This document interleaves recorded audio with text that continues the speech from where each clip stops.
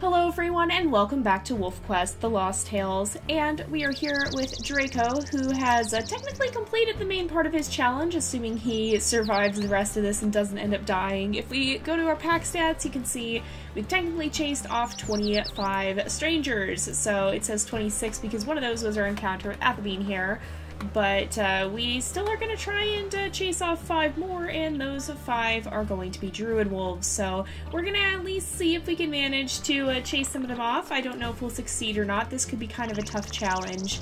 But we are going to try... Oh, there's a hare. A little extra food never hurts, so let's go ahead and kill it.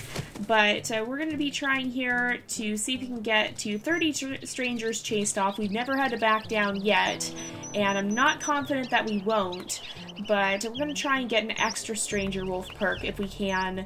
So I'm trying to get us to 30 wolves chased off over the course of the challenge, and if we succeed with that, then I will put it up for a vote. Even if we don't, I'll still put it up for a vote, but 30 is kind of the goal that I'm shooting for, that I feel will be a reasonable number to chase off in order to get that perk and to prove that we're pretty good at chasing off the stranger wolves. So let's keep going and see if we can sniff around, because we haven't found the scent trail yet. Oh, there it is. Nope, that's Athelbean's trail. Yep.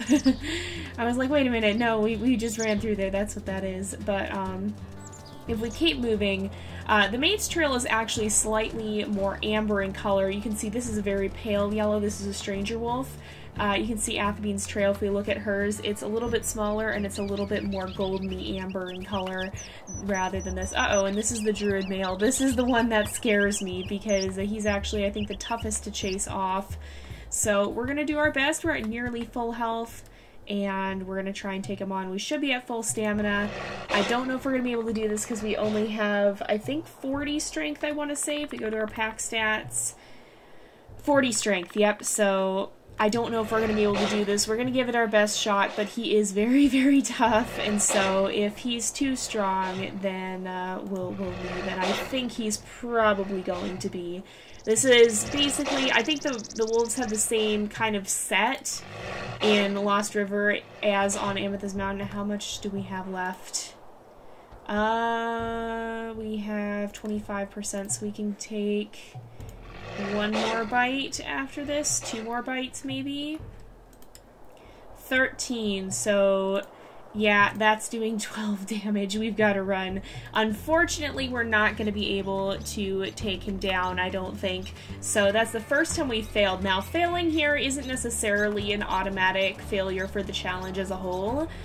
We just have to manage to chase off, well, it was for the originals 20, for the bonus we're trying for 30. So even though we failed one time, we can still succeed if we find enough other wolves to make up for it. And we can still potentially get to that bonus level. We've just got to try our best here and see. So this is why I wanted to have a lot of food, because I'm anticipating we are going to be fighting a lot. Now, in the future, if we run into that wolf, I think Draco's going to remember that he's been bested, and we can just go ahead and run off so that we don't waste time fighting and waste our health here. But, of course, now we do have to keep track of how many times we've fought that wolf. So, thus far we've had 1 failure, and hopefully we'll be able to find some of the other wolves, because I think we can probably chase off the female, and I know we can chase off the male, or the other male. It's just that dominant male that's particularly difficult. So I guess, okay, the wind is going to be going this way, so we kind of run along here, and stick to the side of the territory as much as possible, because this is, wait, no. Wait. Oh no, I'm confused. I was like, hold on a minute. Because we're going downwind, yeah, we want to get to the bottom of the territory. And here we are. I thought it was off to the side a little bit. But unfortunately, it's at the bottom. So we're going to see who we find up here. And this is the other male, so we should definitely be able to chase him off. I'm pretty sure he's kind of a pushover. Not as much as the other wolves, but he's comparable to the other dominant pack wolves that we've faced. So let's go ahead, we'll keep going. I think he is, at any rate. Actually, he might be a little tougher than I remembered him being. Yeah, he's tougher than I remembered him being. I think he doesn't have as much health, I don't think. Oh man, he's actually pretty strong. Okay, there we go. He's gonna submit. I was like, is he gonna fight to the death? But no, he's not. So, kind of interesting because this wolf we've decided, well, it may not be the same wolf at this point because it's been several generations, but that coloration is actually the, oh gosh, what would it be? I think it would be Draco's grandfather, so it could be some bad blood there going on. But we've chased off one more, so 1 failure, 1 success. And if we can get 5 successes, then that's kind of the threshold I'm hoping for with this. Oh, that's a cougar. Okay, we need to get to the carcass first because I don't want to fight a cougar like this. This is asking for trouble. This is asking to end up dying. So let's eat. And that cougar is still coming. It's pretty far away. So by the time we're finished eating, it's going to be a lot closer here. And we can chase it off. We don't have to. It's completely irrelevant to our challenge, but you know what? It's kind of fun, and it gives us experience. Not that that really has a point, but it's gonna... Oh, hey, there's a coyote here, too. Yeah, the experience doesn't really have much point at this point because we've already unlocked enough to get a mate, and we're not going to go on to the part of the story where we can have pups. So I'm gonna try and chase this one. I don't want the cougar to actually get to the carcass, which has probably already happened by now. But, because I don't want it to eat too much of it. Okay, where's the carcass? Right here. Oh, it hasn't. Okay, that was perfect then. But yeah, I don't want the cougar to actually eat too much of that carcass, but it has to be pretty close for us to be able to chase it off with and not have it run. Okay, we got a bite in. Alright, it's gonna keep going for the carcass. We get another bite in. Alright, if we back off... Oh, we got another bite in. If we keep backing up, eventually it'll... We just want to basically... There we go. We basically just want to continue to harass it until it decides that that carcass is not worth its time, which is probably pretty legitimate in terms of animal behavior. I could see a wolf doing that potentially in real life. It's not going to probably end up killing the cougar unless it was in a big pack. I mean, maybe it could, but... a lone wolf or a pair of wolves is going to have a difficult time doing that because cougars are pretty tough. So, okay, let's see who this is. This is you again. Okay, we're gonna go. We're just gonna leave straight away. So that's 2 failures, but we've had 1 success this time. But yeah, I could see a wolf chasing a cougar off a carcass like that because if they're quick enough to be able to run in and nip at the cougar and then get away before it can actually turn on them, then yeah, they could potentially do that and try to harass it to the point where it's not going to stay at the carcass. Oops. But with that said, it'd have to be a pretty desperate wolf to take that risk. It'd have to be a pretty hungry wolf for the most part.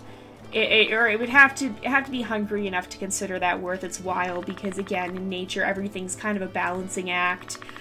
You don't want to fight unless necessary, so if there's a better way of getting food, then you're going to want to do that and not waste your chances, or not risk your survival, basically. You don't want to take dumb risks if you can help it. You're going to be wanting to, you're going to be wanting to make sure that you're being as careful as possible so that you don't end up dying to something because you were taking risks. Oh, this is no longer in wolf territory. Where's the wolf? Where's the wolves?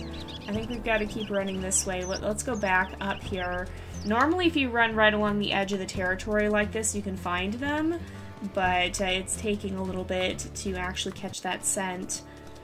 But yeah, so I mean, if the wolf had enough motivation, I could see it doing that, especially if it thought it could chase the cougar off and get it to back down, but it's going to depend. Every animal is going to have its incentive, so if it's a particularly hungry cougar, maybe it would stick it out, whereas the wolf is eventually going to want to move on if it's not that desperate. Okay, we are not in a good spot then, apparently. I don't know what is up with this. I don't know why we can't find the wolf. Oh, you know what could have happened? The wind could have changed after we got into the territory here. So, possibly, if we just keep running through the territory like this, we'll be able to find one again, I think. We might also have to run off to another territory and chase another strange wolf, because sometimes that seems to reset it, I think. But yeah, so basically nature is a balancing act, and it all comes down to how determined each animal is to get what it wants or needs. So if If we have a wolf that's really, really hungry, it's going to be taking more risks than a wolf that's pretty full but is just starting to get hungry. A desperate wolf is going to do whatever it needs to, whereas a wolf that's pretty full, a wolf that's really not in need of too much, is not going to be going out of its way to take risks unless, for example, something else is threatened, like an intruder on its territory.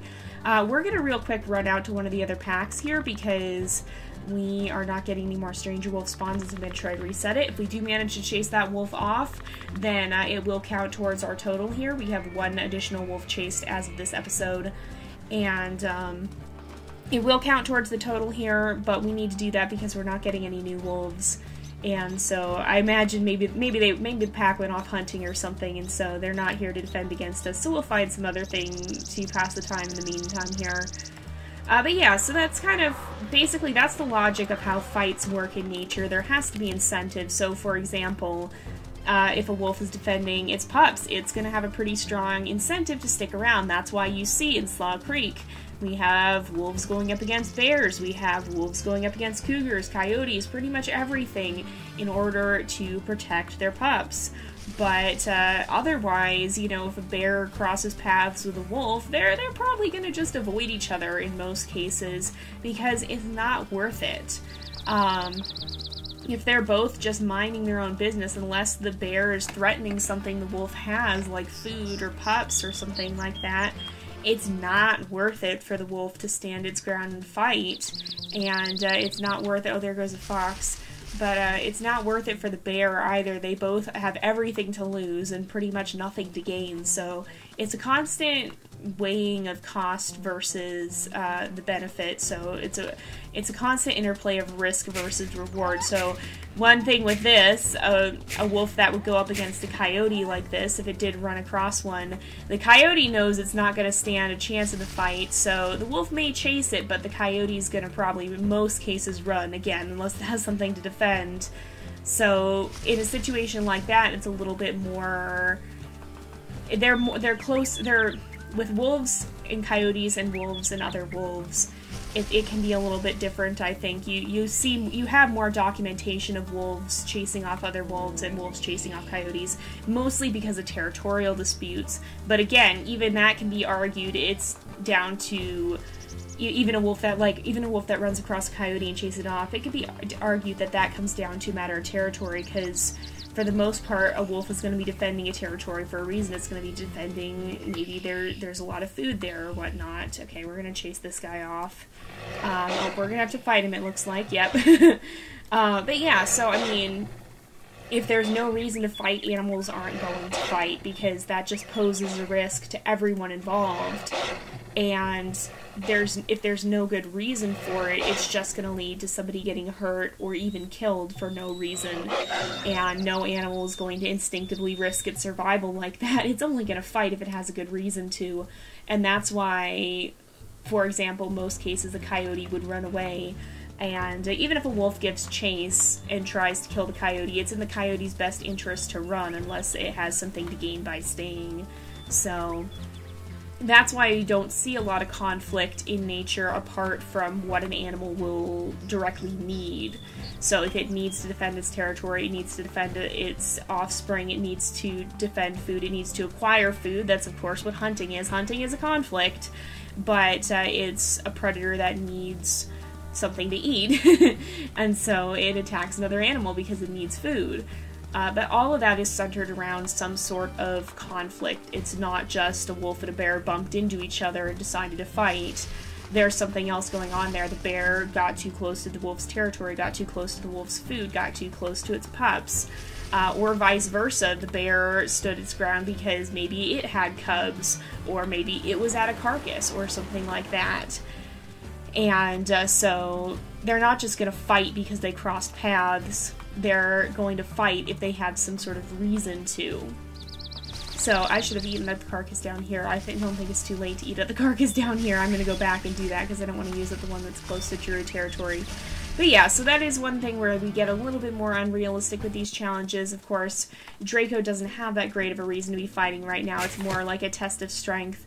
I guess what our argument has been here is that he's kind of trying to stake out his own territory, so he's kind of trying to establish territory, which of course is not working too well. He's getting chased off quite a lot, but that would be his reason for standing his ground. Now, normally you're not going to see that happen.